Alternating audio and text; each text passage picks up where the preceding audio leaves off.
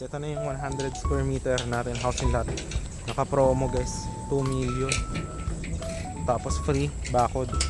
Ito na guys, ayan. Ito yung magiging itsura pagkatapos na siya. Magkapatong 2 floors. With ano siya, with the loft, saka terrace. Ayan o, ganyan siya. Ito yung pundasyon.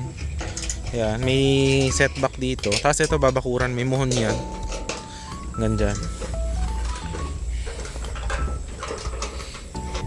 Bali ano to guys, 5 minutes lang siya from Tagaytay. Very cold weather. Ito yung right of way, sesementohan niya papunta doon sa highway. Mamaya papakita ko yung drone shot. So guys, so ayun yung muhon. Ayan, titled with approved plan. Ayan siya guys. Ito yung mga kapitbahay, may kuryente, may tubig. Ayan yung bahay nila Sir Douglas. Oh, ayan. Ito yung muhon. Dito magiging parking area. Okay.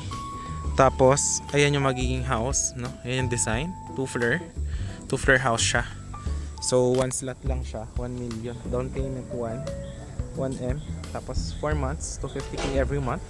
4th month, deed of sale turnover. Yan. Okay. Tapos, sa transfer title, hindi kasama, pero kasama yung bako dito. Tsaka, yung gate. Transfer title, 8% kung magkano po yung ating package. Kung gusto nyong i-transfer natin sa inyo. Kung kayo naman, pwedeng kayo na rin mag-transfer. Pwede rin. Depende sa inyo. So, yan.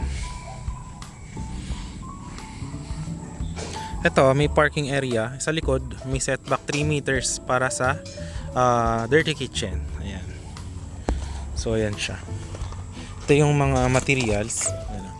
Ito yung para sa post, ano niya, sa mga pader. Ayan, prefab house. Ayan guys, yung prefab house. Ayan. Tapos dito, ang maganda, magkakaroon pa tayo dito ng porch. Tapos doon dirty kitchen sa likod. Ayan. 2 floors siya. Tapos dito may bakod. Ayan, dito yung dirty kitchen, may 3 meters. Ayan. Ayan. Tapos ito na, dulo na siya. Yung sa ibang mga kapitbahay. Ayan. Ayan guys, so yan na. Ayun dyan yung Viber, WhatsApp ko, message lang. Ayan siya guys. Yung sa nating ano guys, oh, pool. Ayan. Mga 5 feet ang lalim. Tapos mga 6 by 3.5 meters yan. Oh. Ito. Ganda niya no? Dito sa Mendez. Mga 5 minutes from Tagaytay. Pag gusto nyo magpagawa, ayan. Pwede rin. Pwede nyo na tayo mag-quote sa inyo. Labor materials. Mga 2 months yan ginagawa. Ito yung house ng client. Ayan. Ganda niyan guys. Ayan, high end yan. 250 yung lote. Ayan.